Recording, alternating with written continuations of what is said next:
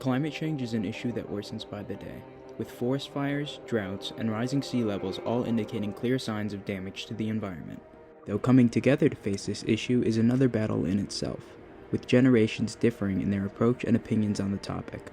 This is Bridging the Divide, generational perspectives on climate change. To hear the perspective of those who are affected by the issue most, I turn to the youth, where Eva Sedana, the DC Hub coordinator for the Sunrise Movement, shed a light on what it takes to be an activist. And also what the Sunrise Movement is, its mission, and its origins. That would be great. Yeah, sure. So my name is Eva Sedana. I go by she, her pronouns, and I'm the Hub coordinator for Sunrise DC. In terms of the Sunrise Movement, we're a national youth activist movement around the passing of the Green New Deal. So the Green New Deal legislation was introduced 5 years ago by Senator Ed Markey and a few other co-sponsors. So we have something called the inside game and the outside game. So the inside game is working with legislators, going to meetings, for instance in DC, that means meeting with DC council members, it means meeting with ANC commissioners, it means meeting with like community members, whether that's like religious institutions or neighborhood groups. So we meet with those like citizen associations all the time. The outside game is a different thing altogether. And that means protests, direct actions, rallies, and it can mean like arrestable actions. So I've actually been arrested for an action and I have 2 misdemeanors for it. And I'm very proud about it because I think that it was a really important moment for me in terms of my commitment to the movement and also the movement's commitment to me, but then also about playing up that outside game and knowing that there's external pressure that we can put on our elected officials because at the end of the day, they're accountable to us. The heart of many youth movements live on college campuses, and to that end, I attended the Fossil Free Festival at the George Washington University, where some young voices believe the path forward requires an even more radical approach. Hey, I'm Nico. I'm with the Revolutionary Communists of America. We're out here at Fossil Free Fest, talking to the students and community members of George Washington. We see climate change as a major problem. It's a problem for everyone in the world, for the working class in particular. And we want to have some concrete solutions and a way forward out of this crisis of climate change, which is linked to many other crises of immigration, food scarcity, housing insecurity. What's our perspective as communists, as revolutionary communists? We put the blame of climate change firmly on the capitalist ruling class. The billionaires, the major corporations, the bankers, the hedge fund managers, who are the ones investing in these fossil fuels and everything that's destroying our planet.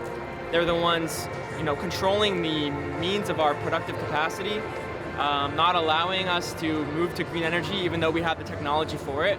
So we really see this as a political issue, as a class issue. Though Nico says you don't have to be a communist to resonate with the mission's message.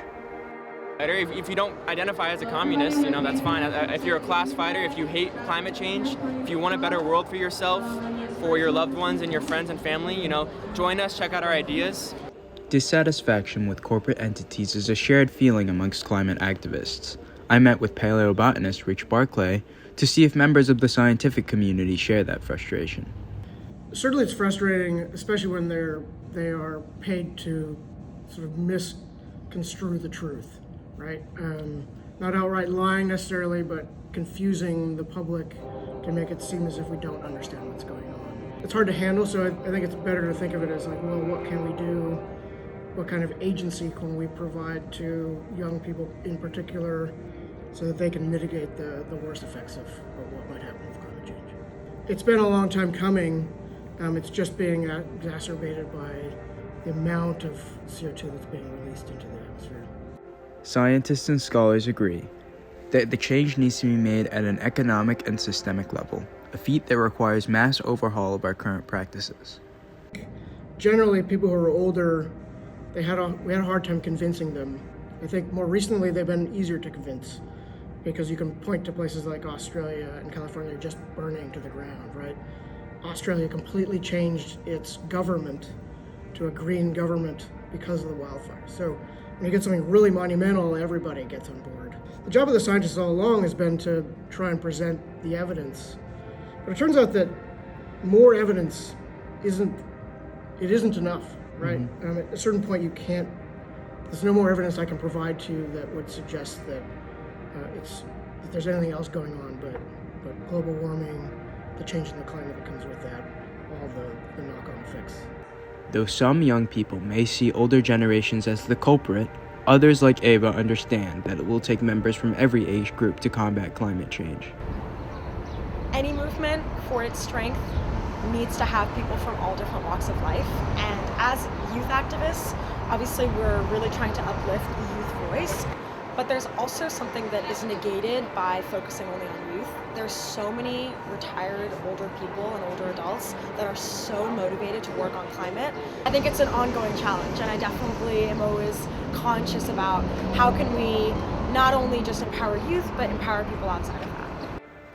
One such activist, Deirdre Joy of Third Act DC, shares what made her join this fight. So I'm Deirdre Joy. I'm part of the Third Act DC group. I'm one of the co-facilitators. I was in this group and it was a group organized around talking about climate. We were talking, in pairs about climate and sort of our thoughts about the future. And I was paired off with somebody in their 20s, and they started describing how they weren't sure they were going to have kids, the future looks bleak. But that was the first time it sort of clicked for me, wait a minute. I remember my 20s, the future was bright, sort of you feel unstoppable, but this generation, it has a very different future they're looking at. So that was sort of the first thing that made me think. I mean, I'm a scientist, I'm a biologist. I had an awareness of what was going on with the climate, but not a real commitment to do anything about it. So that was the first moment. And then back in March last year, Third Act had a big national event called 32123. We organized a big rally and a 24-hour vigil in rocking chairs in front of 4 banks that are financing fossil fuel expansion. And that was really that sort of jump-started me into the movement. Though some claim activism is a young person's game, Deirdre explains that seniority has its strengths. I call them sort of old people's superpowers. I'm not retired, but a lot of third actors are. They can show up at public service commission meetings in the middle of the day. They can more easily get arrested. And a lot of old folks are doing just that. While the future remains uncertain, what is clear is that activists young and old will need to come together if we are to save this planet, for our generation and generations to come. I don't know if you know the writer Rebecca Solnit. She has this great quote, you may already know it, something along the lines of, hope is not a lottery ticket you sit on the couch and clutch feeling lucky. Hope is an axe at the door when there's an emergency. So for me, what gives me hope is acting, doing something about the problem.